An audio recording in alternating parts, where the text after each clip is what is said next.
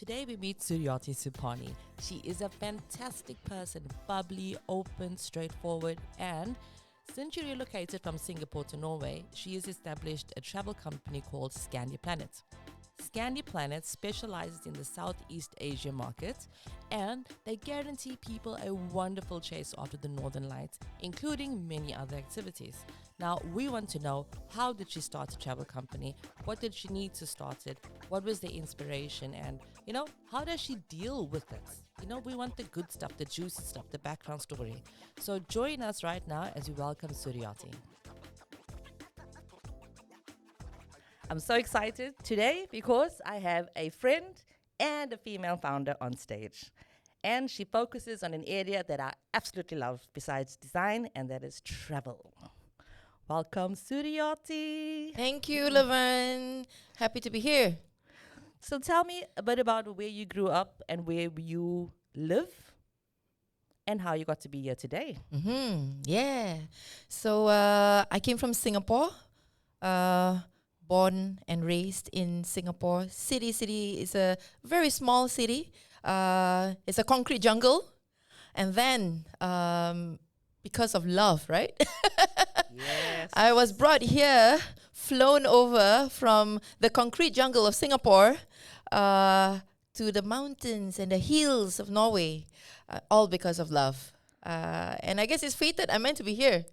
So back then in Singapore, I did human resource for a while.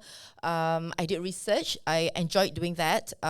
Did a lot of strategic planning for the company, and we also oversaw several companies at the same time. So we did a lot of strategic planning for other companies as well. A bit of a consultation, as well as writing papers. So policy making was something I truly enjoyed. There's a lot of facilitating of discussions, which I enjoy, and I know Laverne loves that too. And my focus area was unemployment issues. So in relation to global economic trends. Yeah. So we look a lot at trends and how the impact of that on unemployment. And of course, looking at training development, because that goes hand in hand with unemployment. So this is a big difference compared to what you're doing now. Yes, you went from concrete jungle to the Northern Lights, and now you're helping other people to get there. But can you tell me, what was your aha moment? Okay, you got here, you fell in love, now you find yourself in Norway, and what is it that happened when you finally went like, you know what, this is a good idea, let me start a travel agency to show people the Northern Lights? Yes. So, when I moved here, I put out a lot of pictures of Norway. And what's interesting is that any particular picture that I take is like a photo, a postcard picture, right? There's no editing required. So I just put it up. beautiful. Yes. So anything that I put up, people are like so amazed and I don't know, the response is just, to me, really overwhelming. So what happened was that one day my family, we saw a hedgehog on my lawn. A hedgehog. A hedgehog, a real hedgehog, okay? A hedgehog, not a porcupine, but a hedgehog. Okay, because you have to explain the difference as well, because I didn't grow up with hedgehogs or porcupines in South Africa. But okay, explain the difference between a hedgehog and a porcupine, and then let's get back to the story. Porcupine is really spiky, very sharp thorns on the body, and the spikes are longer. But a hedgehog is actually, it looks like a brush. Like the kind of brush you use in the toilet, back then, I don't know. We don't have it in Norway. But in Singapore, in Asia, the brush they use in the toilet is brown. So if you don't see the face, it looks like a brush on the lawn, okay? What's so lovely about the hedgehog is that it has the sweetest face. So for me, okay, coming from Singapore, it was my first time, my first meeting with Mr. Hedgehog, I call him. And my family said, you gotta come out. So the cat was trying to approach his hedgehog, and then it jumped because, whoa, it's timid, but it's actually quite powerful as well. So when I posted that out on Facebook, I got like about 42 likes within a very short time. Okay, I don't know about you, Laverne, but maybe when you post, you get a lot of likes, but not for me. So 42 was a lot for me in a short period of time. And when and that's when it kind of clicked with me and even with Roger that if just a hedgehog was so much response, right? It's so much like wow, this and that, so much of comments. What if we show the rest of Norway? So it kind of like evolved a little bit because we started in the forest. So we started with doing some small activities for expats in Oslo. So we did forest, what do you call it? Well, rabbit hunting. We did a bit of tobogganing. We did a bit of ice fishing. And a little bit of shooting range. When you say we, you and your husband? Yes, my husband. And of course, I must give a shout out to Yustein, my stepson as well, because he's part of the team. We could not have done it without him. So when that happens, we thought, wow, this is great. But I need to upskill. Right? I need to scale up. Like, hey, I cannot be surviving on just this. It's not very big money, right? So someone I put up the question to this women that I had back then, and I said, what? And this woman asked me, what is like the big thing in Norway, Suriati? The big thing is Northern Light. There you go. So you had started doing group tours. Yes. Already. Yes. And then you decided, okay, what's the main thing? Obviously, it's like in South Africa, you want to see the big five, the lions of this, like, duh, it has to be on the list, the safari. Yes. So this is the Northern Lights. Yes. But what skills or background did you have to go into travel? Or was this something you sort of learned by doing? No, because a lot of people believe that I have to go and study it.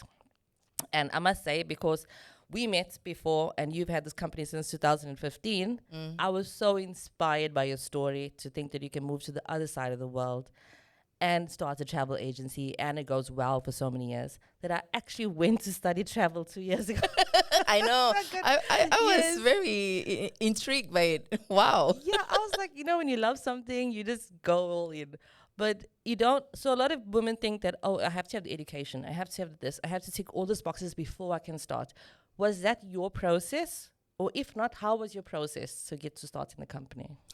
Laverne, when I started, I did not even have a website. And, website and travel, it goes hand in hand, right? And I did not have Instagram. I only focused on Facebook. And, MailChimp, because I was used to using MailChimp because of Professional Women's Network. I ran their newsletter in the beginning, right?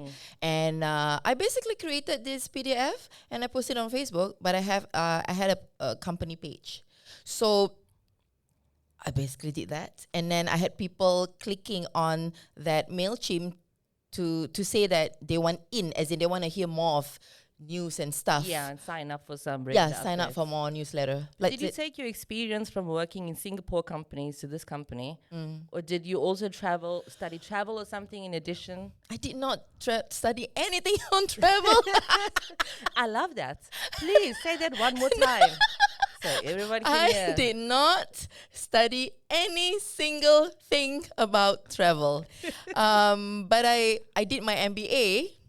Right, and when I did my MBA, the one most important thing that I carried with me was that I will only have an online business, and that again is a bit contradictory. Oh, you have a travel business. Where is your office? Oh, so you mean I have a home office? Yeah, you're not going to have like the traditional travel store or travel office where people come in. Yeah. Everything gets booked online, gets planned online, right. And then all the action happens offline. Yes, because I say to these people, most of my clients are from Asia. They're not going to come to this office in Norway just to sign up and then go back. And I do have clients from Europe as well, and they basically look at the website, they look at it, and they just click. And they bought it. I was like, whoa, okay, this is cool. This is easy. That's it. So you make it sound very easy. You do. I want to hear, definitely.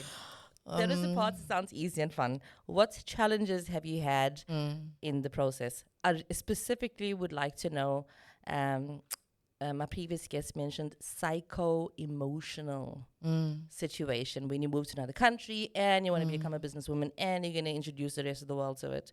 So what challenges did you face internally in your spirit, in your mind, that you had to overcome to start this?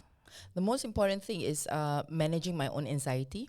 Okay, so when I first started out the first year, I would fall sick a lot. Like over 2-3 weeks, I'll be sick again. And that's because overthinking, too much analysis. This is also the hazard, the job hazard from being a researcher, right? So analysis paralysis, too much overthinking and doubting myself, right? So I will, for example, send a quotation and then I'll think, oh my God, maybe I should have lowered the price a little bit. Is that enough? You know, and this happens. Imagine if, let's say, in a week, I will send out like 3 or 4 quotations. The amount of thinking that goes in my mind, worrying, are they going to sign up or not? Oh, maybe I should not have put that out. Oh, this and that. So, and that led me to become sick all the time. And I met, she was my first business coach. And she knocked some real sense in my head and she changed the way I worked. So I told her, this is what I do and I worry. That's me. So she said, oh, so you think you are the one who's closing the sale? Yeah. Am I not? It is not your job to be worrying or thinking about the quotation after you sent it out. Okay? Because you're not the one who's putting this in the person's mind or the heart, opening the person's heart to you. That's not your job. So what's my job? Your job is to support the customer in whatever way that you can, giving them the information, the pricing, and that's it. And after you do that, you leave it because you let the universe do his job. Okay, the universe or God. Okay, so when I did that, oh my God, Did you feel a click? Was there a change in your spirit, in Huge. your energy? Because sometimes when someone says something and it resonates, you literally get like the goosebumps, like from head to toe. I still get goosebumps right now as you speak. I do because it was huge. So she checked in on me, and she said, "So how is it right now? Tell me." I'm happier. I'm calmer.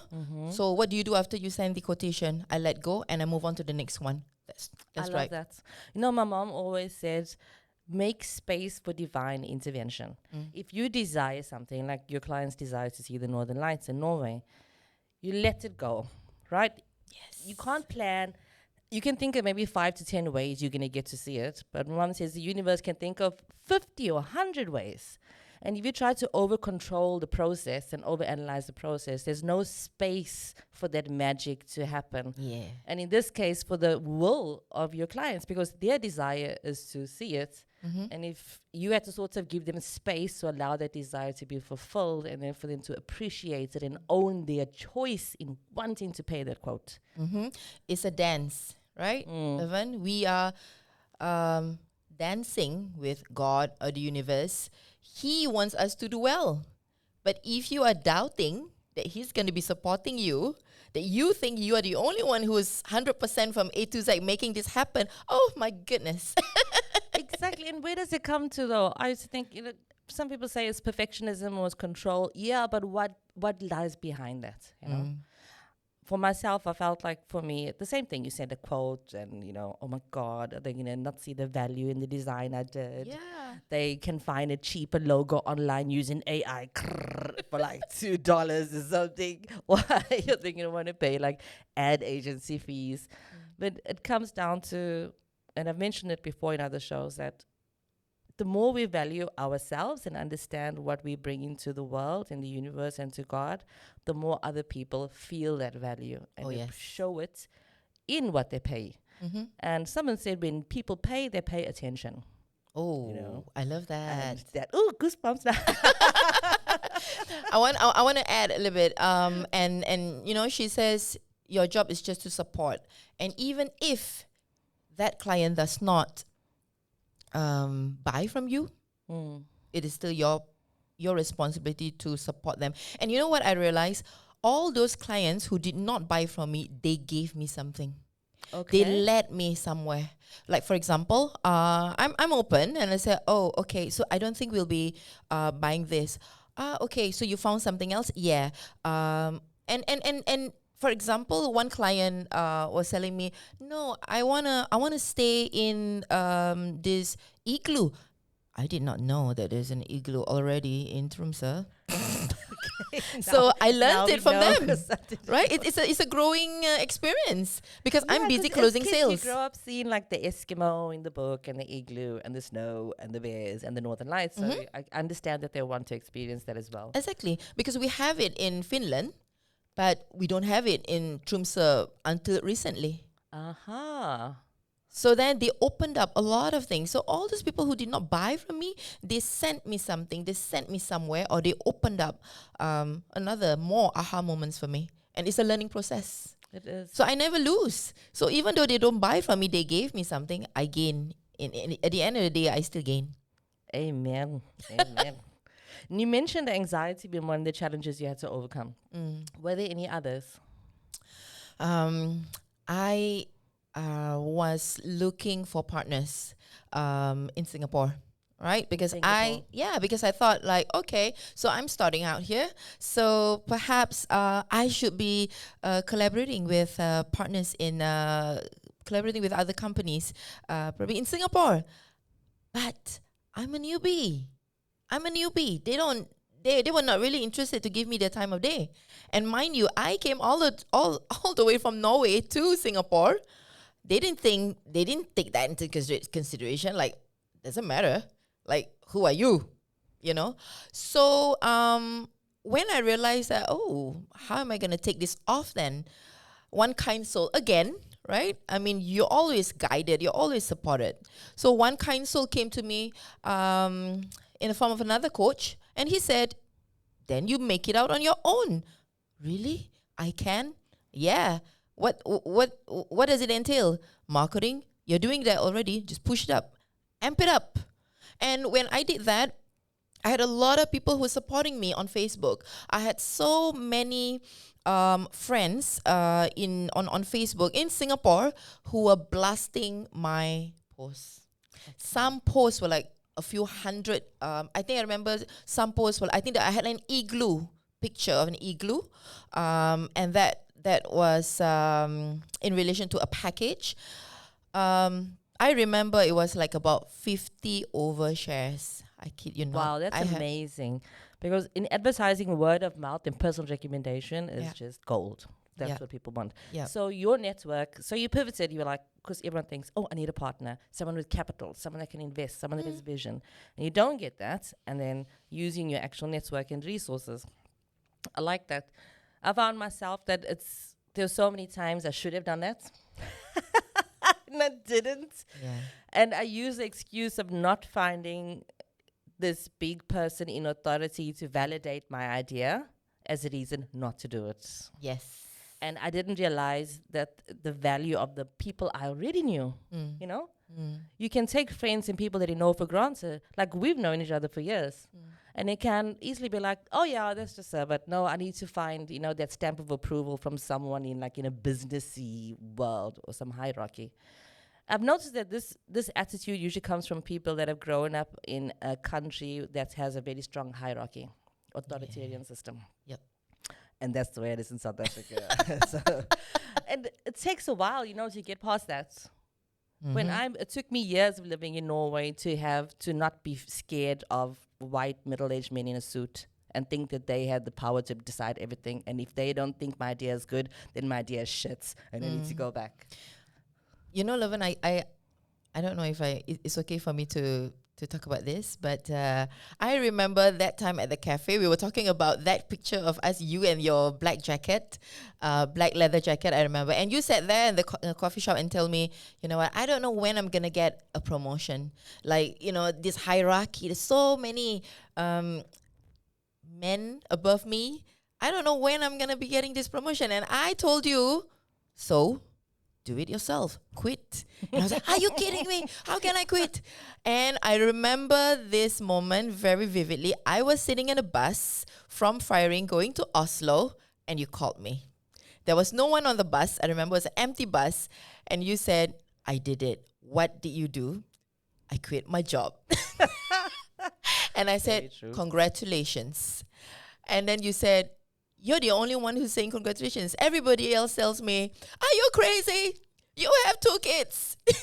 You just got divorced. You were a single mom. Yes. You're living on the other side of the world. You got no family to support you. Yeah, it was a bit crazy. I literally quit my marriage and quit my job in the same few months. And the world didn't end, actually. And look, starve. And look at you now. Look at you now. Thank you. It takes time. But I loved what you said about that, and I really hope people listen. I wish people would just sit down and map out every person that they know and write 3 points about that person next to their name, of 3 things about that person that's important or what they do, and then sit back and look at that map and go like, oh my God, I am so rich. I am so rich in network and support and abundance. I got this, and use it the way you did. Yeah. To spread the word. Another list that one can make, and this is also from that coach, because my confidence was low. Remember, I also went through depression, could not find a job, hundreds of jobs, rejection. And another list that he told me to write: why should people buy from you? Okay, why should people buy from Suriati, who has no clue about travel, who's never studied travel? Not even from Norway. Not even from Norway. Why would people buy from you? I struggled that list, and he sat at the coffee shop and said, yeah, 1, 2, 3, 10. I need 10 right now. You want me to write 10 now? Yeah, I'm going to go get coffee. You get on with this list. So I have to ask you, do you remember some of the points that you wrote on the list? Okay, let's hear them. You're going to make me cry now. Oh, dude. Do it, it might get more likes. More than 42 likes from the hedgehog. Sorry. Okay, number 1, it was I am trustworthy. People in Singapore know me, right? And I worked with members of parliament. We worked with leaders, community leaders in Singapore. So people know me, people know what I do in the company, and that's very important. And that's why I think a lot of people shared my posts on Facebook with 50 shares, because I am trustworthy. Or so it seems. Yeah, and I love when you put out your posts, you mentioned your Instagram. It doesn't look like a normal travel agency. Yeah. It's not like, book right now at $5,000 discounts and ting, ting, ting. It's you in the forest picking blueberries. It's you meditating on the mountain, It's you looking at the northern lights. It's very candid and it's very real. And I feel like, okay, if Suriati, they must be like, okay, if Suriati is over there, then I can do it too. And she's done it, so I trust that she can help me do it as well. Yes. So trustworthy was number 1. Any other points? That I am committed. That I am very I'm a no nonsense person, and basically I am hardworking. I wrote that for myself. I know I am hardworking, so people know they should buy from me. And the other reason is that I'm living the life in terms of being in the wilderness. Okay, so my focus has always been nature tours. That has been my focus. So when we talk about travel, it's very important for you to pitch yourself, not just, for me, it's very specific. I only focus on Norway. Of course, after that, I offer now, of course, Sweden and Denmark as part of Scandinavia, as well as Iceland. But in the beginning, I only focus on Norway, and I only focus on nature tours. And to add to that, I only focus on Northern Lights. But when we talk about Northern Lights, you have lots and lots of activities around it, right? And all of this are in relation to nature. So I live in the wilderness. You know, the back of my house is a forest, and we spend a lot of time in the forest. We spend birthdays in the forest. We celebrate lots and lots of things in the forest.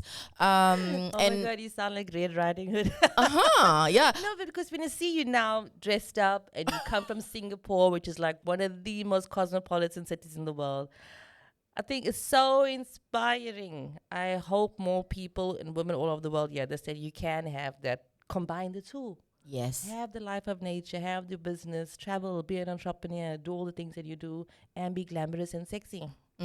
We are multifaceted. We are. And it's just whether we want to accept that or not. You know, we can be two things. You know, one of the things why Roger didn't want to let me go, so to speak, when we started chatting, right? And he said, I said, I love being in the forest. I love trees. What? You do that? You're from Singapore. You like forests and trees. And that's when, you know, I said, okay, you know, see you around. I said, whoa. That's when he fell in love with you. Because my husband, in Norwegian, you call it a yaksman. That means he does hunting. I know it's a bit sensitive here, talking about hunting. But hunting is a way that Norway controls the numbers in the forest. Otherwise, the animals will be crossing the road a lot, lots of accidents. The animals are not happy, humans are not happy, cars get damaged. It's not good. So this is just very briefly. So he does, a lot of hunting, all kinds of animals. And yes, I have been with him for rabbit hunting and moose hunting. And in fact, when I write things about being one in nature, and I don't write it because it's a nice term, because I live the life, you know. So back to the list, Laverne. So 1, 2, 3 is about credibility. I live the life. I live the life of, you know, someone who lives in the wilderness. You know, in fact, my mother-in-law would say, I don't go and climb this mountain in firing, you know. At that time, she has never even climbed once. And me and Roger climb it almost every year. But now she has. So That's the thing. So that's the list. That is credibility. Trustworthiness. Yeah. Commitment. And commitment. And I live the life. I don't just preach it. That's how we live our lives anyway. And when it comes to branding, there's a lot of companies, travel companies, that ever since the new sustainability laws have come out, that within 2050, more companies need to be sustainable. The travel industry, they need to sort themselves out now and, you know, worry about the towel washing and all these little things. A lot of companies that I've seen has been trying to suddenly rebrand themselves and put out a lot more content, as being so concerned with nature and so concerned with sustainability. And okay, I don't know, some people might look at it and believe it, but me working in branding and marketing, it's easy to start going back and doing some research and thinking and checking out the people that are running these companies and these social media feeds and be like, does this person actually in their personal life stand for this? you know what I mean? Yes. This is the age we're living in now, where you have to be so transparent and so authentic to your core that people can go back and check it out. And I've noticed, so I love what you're saying now about your personal life, who you're married to, what you do. You even got your mother-in-law to start climbing mountains. Yes. So that's awesome. The Northern Lights. My next question is, what is the seemingly special fascination that Asians have with the Northern Lights? Is there something spiritual behind it, or is it more to be out and looking at cool colors, or to say being in Norway? Is there something more behind it than just what we've seen? I think Southeast Asians, if you're talking about the Muslims, it's more of I want to see God's creation. Oh, I love that. And that will bring me closer to God. Oh. Okay. Interestingly, Laverne, even people whom I talk to who are probably will say outright, no, I'm an atheist, right? I don't really believe in God. But the moment they see the Northern Lights, some of them say, oh my God. That's the weird part, because I'm watching. It comes out. It comes out. So I'm watching them when the lights come on. I'm watching people's reactions. right? So some people might be tearing, some people might say, "Oh my God," or some people will be smiling or laughing, or some people will be lying on the floor, on the ground, just watching it. Yeah. So the fascination for example, for Muslims, or maybe for those people who are very God conscious, a lot of people are becoming more God conscious also now, or even spiritual. More and more people may not be God conscious, but they're spiritual. There is something very spiritual about Northern Lights. Definitely. You know, when we think about the folklore in Norway, right? So the Sami people, they used to think like, oh, there's danger. They must keep indoors because Really? because the gods up there are angry. So and apparently there could even be a sound when Northern Lights come out.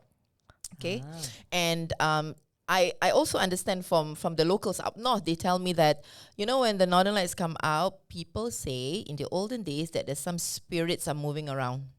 Yeah. Okay, so I actually experienced a little bit of that. Oh. I was testing out a lavu. So I have this partner up north, and she said, "Okay, Suriati, I have this big lavu." So first it was a small tent up a tree. So he said, "Could you sleep one night and tell me how it is?" In the tent up the tree. Up a tree. In winter. In winter, it was in winter. And what was the temperature? It wasn't -20. It was maybe -15. I barely slept. Let's just put it that way. Okay. Was it because of the heights or the temperature or the tent? Let's. It was just cold because even though your body's wrapped up, your face is exposed, you still feel the cold air. So that was the tent on the tree. The other one is the lavu. So when it happened, I came out to pee, and I saw the lights was going on. Okay, and when I went back.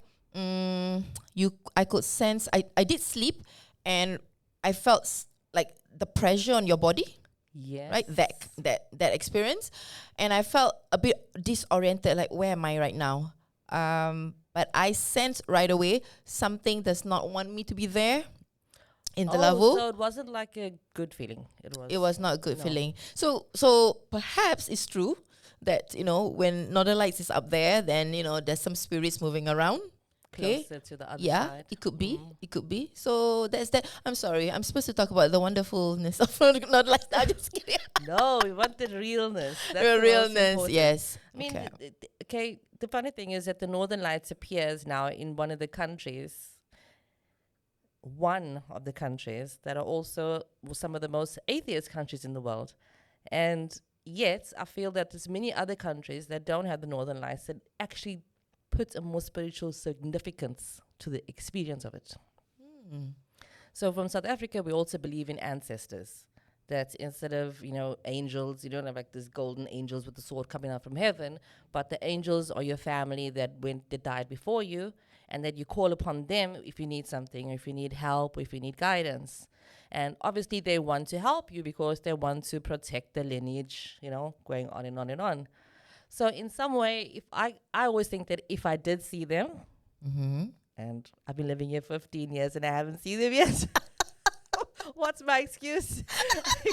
When I do see them, I'm going to, in my mind, tell myself the story of, it's like my ancestors are in the sky and dancing for us, celebrating us. Definitely. Here am I. Here am I. I think about all the colors. It feels like a celebration. Rather than something negative. Are there what is some of the most shocking experiences that people have had on some of your trips? Shocking, because I'm thinking more, just to be a bit clearer, about the activities around the Northern Lights. Okay. There's the sledding and then all these different things. I tried a few of them, but this is very, very out of people's comfort zones from Southeast Asia to do these activities. Which of these activities that you offer have been the most sort of shocking or surprising, and been like, oh my God, can't believe this? When I tried dog sledding, I fell off within the first 10 seconds into the snow. I didn't know I was supposed to hold on. I thought it was one of those sleds where you like sit in the sled and pose like a queen, and then just pull you. And I was like, oh. So for me, that was my most shocking experience. You know what? I love dog sledding. That's my favorite activity of all time. But if I were to recommend one activity, which I think is a must for everyone, that's reindeer sledding. Okay, so this is something that people don't really realize how special it is. Okay, so when we are planning, they say, it's okay, maybe let's just get rid of the reindeer sledding. I want to do this one more. Can you just say that one more time? Reindeer sledding. Reindeer sledding. Oh, okay. Yeah. So Like Father Christmas. And Santa yeah, Okay. exactly. Yeah. Rudolph, yes. So in Norway, only the Sami people or the Aborigines in Norway, or you might have heard the term Lapland, right? So the misconception is that Lapland is only people in Finland. You know, it's not true. There are Lapland people in Finland, in Norway, in Russia, Sweden. Okay, so we have them in Norway. So they are the only ones who have the right to herd reindeer in Norway. Mm-hmm. So when they go for this, first you have reindeer feeding. There's something very special about feeding these animals. They are very gentle. Okay, they are not. They're far from aggressive. They're actually very shy, but because they want your food, they will come, and they're very, very gentle. Okay, very shy, gentle. So that's an experience already, and people love that. That's one. And then you go for reindeer sledding. After that, the Sami chief will come into the lavu. So imagine this lavu, or you want to call it the Red Indian tent, right? Or the teepee tent. Great. People can have a picture in their mind. Yes, and then you have a lovely bonfire in the middle, burning, and then all of us, going to be crowding around. And the Sami chief will be starting to tell stories about how they had to fight for their culture to be recognized in Norway. I'm just going to speak specifically for Norway, okay, not other countries. And people are usually very moved by the story. They also talk about how they survive in terms of their clothes, their shoes, and then they will send around their artifacts, right? So this is how we survive. Imagine those tents. That's how they live.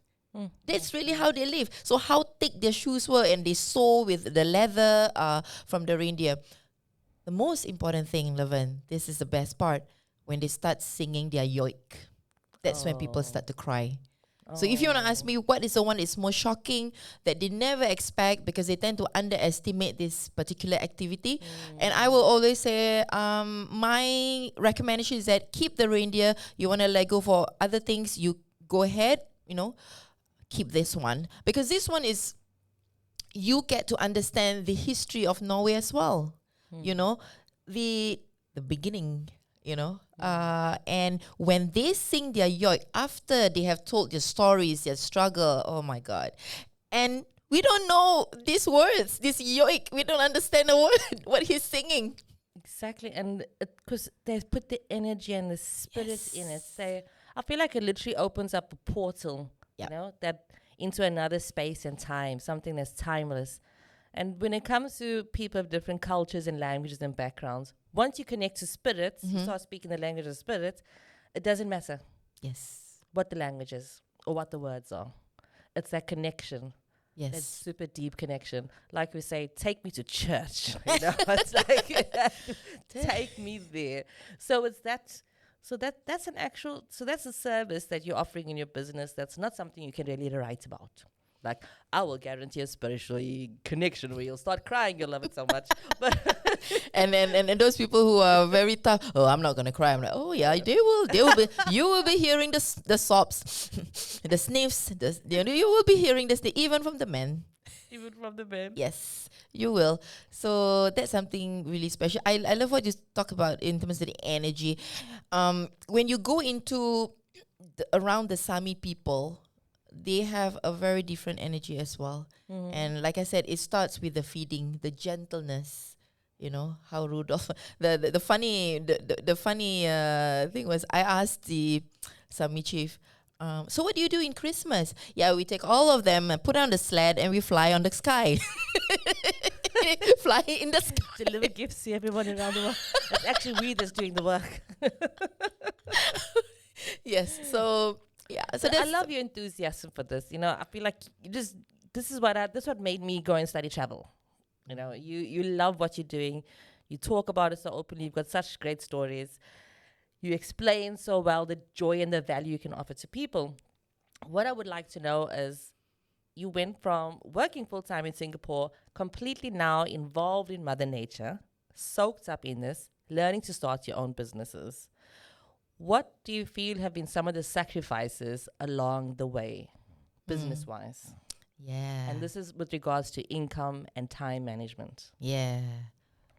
A monthly check is very nice. Yeah. I mean, you know, it's something that you could expect, perhaps, right?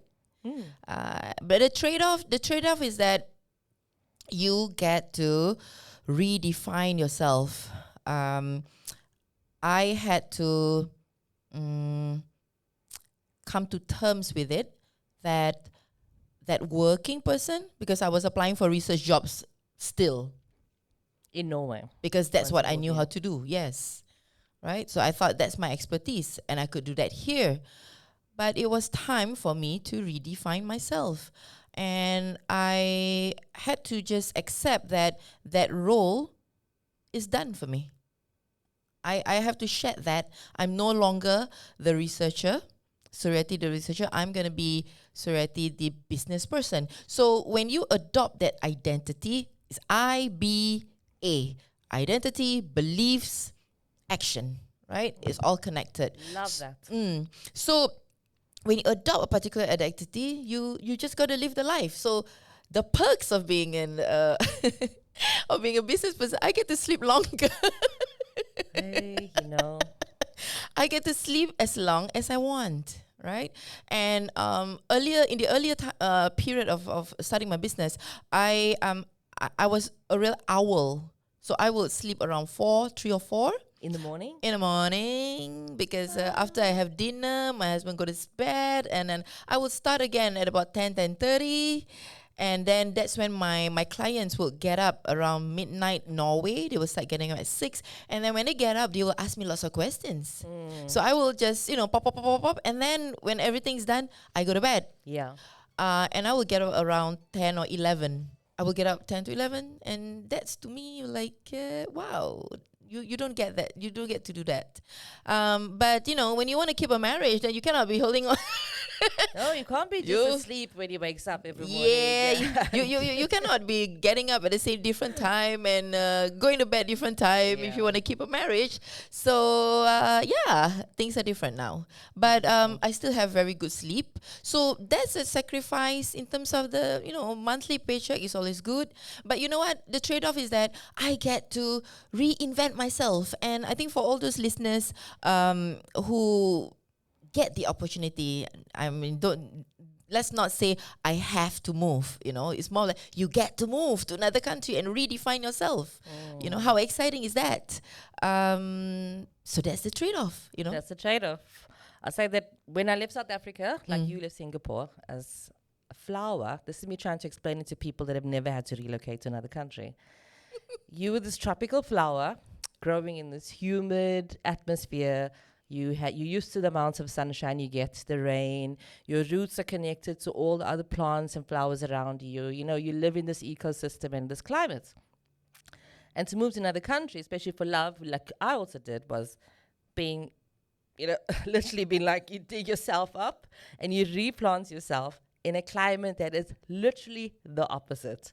Not the same amount of sunshine, not the same amount of rain. Your roots are not connected to all the others around you. It takes time to grow them, to connect them.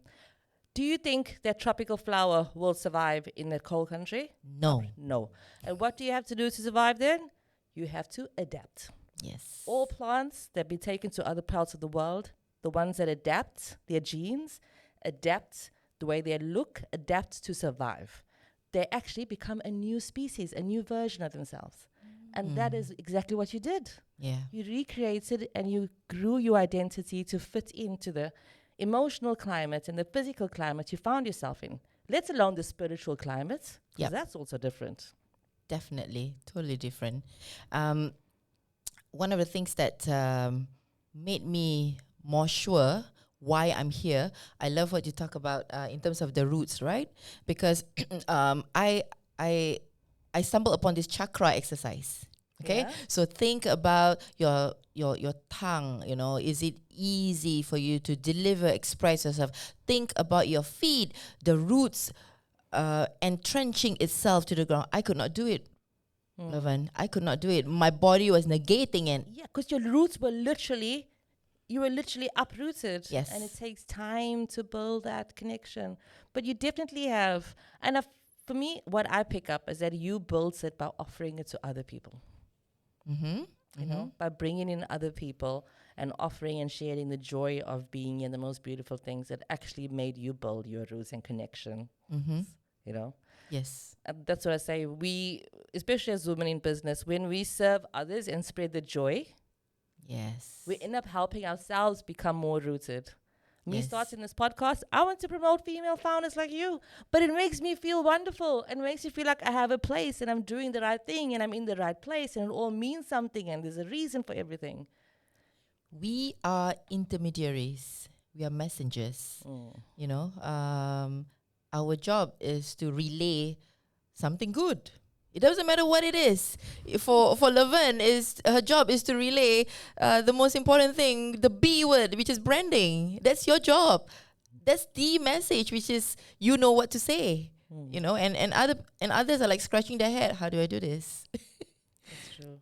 So we are intermediaries. So we are in the middle. We are conveying, and like what you said, we are here to do good, to contribute to others. So when you help other people, like in your case, Laverne, when you are helping others to find their footing in their business, you yourself will thrive. You will bloom. So by helping others succeed, like for me, by helping others fulfill their dreams in catching the northern lights, I find joy. And they say happiness is best when shared. Yes. In a business, the transaction, is completed when you get the money, the services is rendered. But the bonus for me is that they get the northern lights.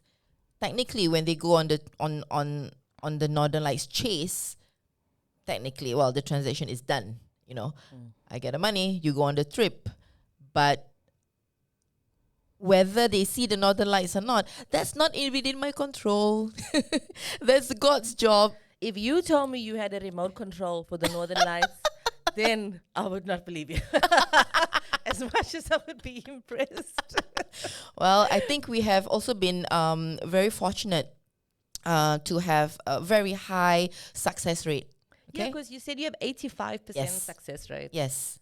You know, there is definitely not an 85% success rate of seeing a lion on a safari. I know. I had to go on 4 safaris. I'm sorry.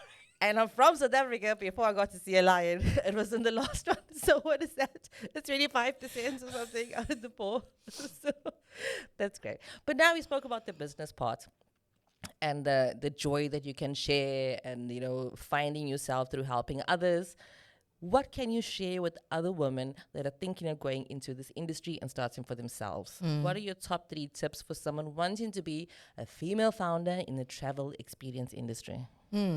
So from Asia, us in Asia, we focus a lot on action. We are like probably the biggest busy bees, right? Buzzing bees. Buzz, buzz, buzz, buzz. We're very good at being busy, but not sure whether it gives rise to something. I'm not sure, but we're very good at being busy because we love to multitask. We love to being in action. And if you're not moving, you're not doing, hey, what are you doing? You're idle.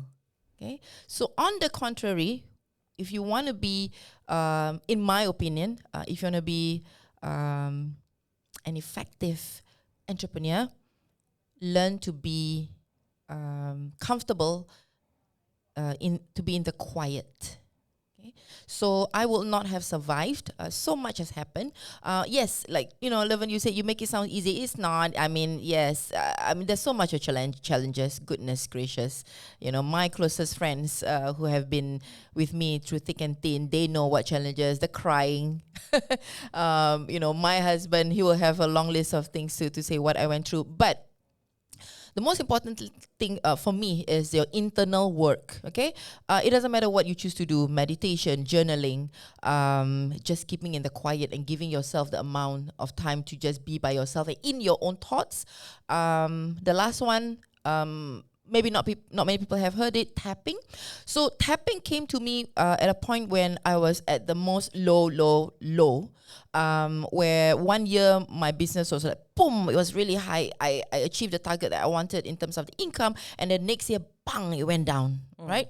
So I could not do meditation because I was so depressed and I could not focus. And this is something also that people have problems with, right? They cannot focus. They cannot be in the quiet.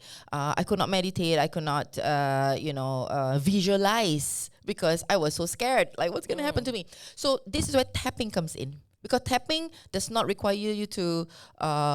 imagine clouds. No, you don't have to be in the clouds. You just follow the video. Okay, can you give us a demonstration? Okay. And explain it while you're doing for the guests that will only be listening. Yes. So we're tapping on your meridian points, okay? So meridian points will be on top of your forehead, okay? And then one would be also at your neck at the bottom here, okay? And of course, the temple. Yeah. The temple is good.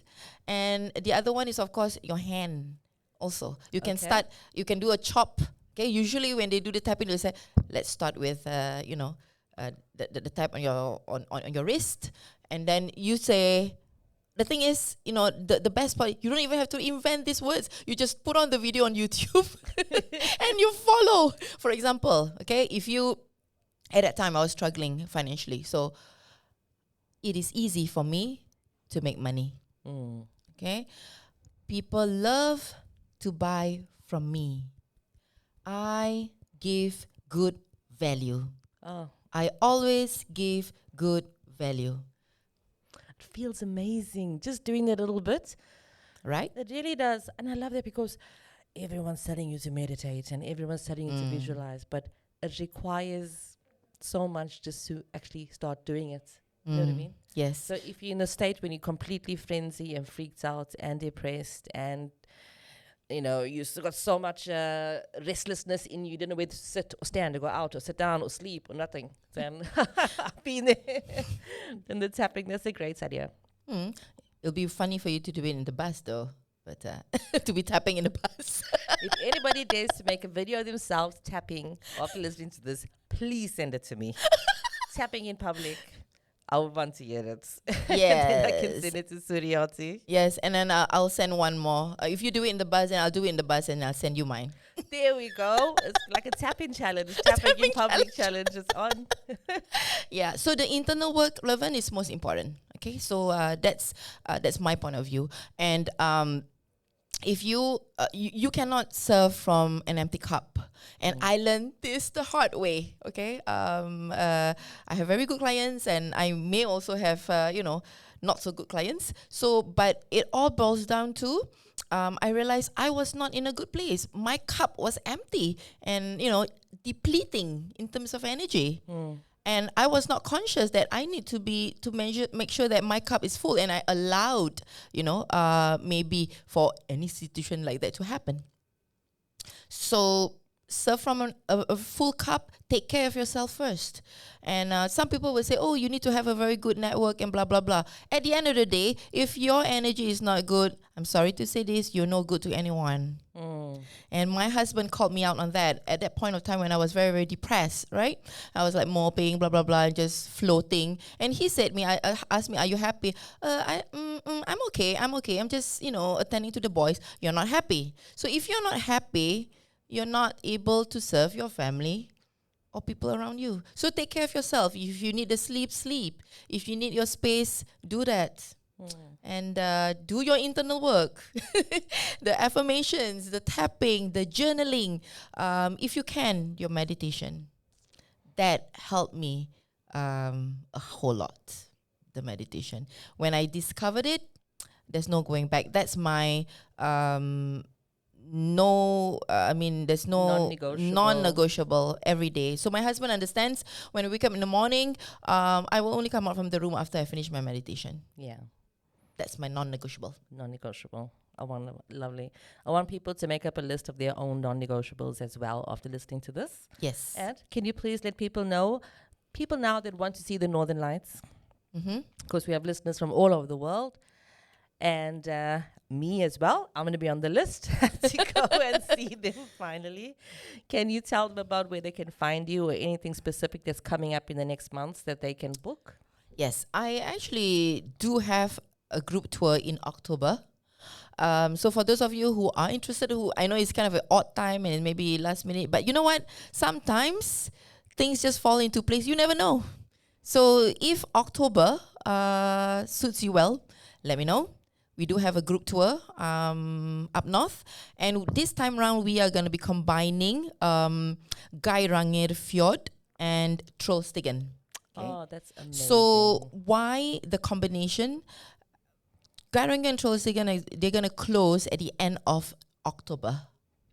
So Northern Lights starts in September. So I was just trying to get these two, the Northern Lights, Geiranger and Trollstigen, together. And that's why I packaged it. This is the first time I'm doing it. Because if you do it in December, you don't catch Geiranger Fjord. Have you seen Geiranger? I have. And just to clarify for listeners, if ever you've seen a picture of Norway, there was a fjord and there was a ship on the fjord. That was Geiranger. Yes. Most likely. It's the most famous fjord and people come on cruise from all over the world to see it. And if you've ever seen a super zigzaggy road like that, that's Norway and that's Trollstigen. Yes. So you get to get like the top 3, you could say. Yes, the top fjord, 3. The road trips. Road trips are my favorite in Norway. Really? We're going to get into that in another episode. I have to go. Thank you so much, Suriati Supani. You're absolutely fantastic. Your energy is amazing. You got so much to share. You got such great stories. Man, that meditation's working, eh? You bet. We're going to do one meditation after this. That would be great. Thank you so much, everybody, for listening. There's going to be more information and links about Suriati. Join, share, and do contact her. Thank you, Laverne. Bye. So you got to meet Suriati, and please do go to her website. She offers amazing tours. I know that she has one coming up in October, and there will definitely be more coming up in the future. She also does so much more than running the tourist company. I mean, she wrote a book about it. You can buy her book if you ever want to know more about the Northern Lights. We'll put some links to that. And contact her if you have within you an inner travel agent and you want to start in this market. Speak to someone that's been there and done this before. Also, you can be very, very welcome to join us. I'm going to be doing co-working classes. And that's just me answering your questions and helping troubleshoot wherever you are stuck with developing your female-founded brand. My name is Laverne Wyatt. Share with a friend. Love it. Tell people about it. And thank you for watching to the end.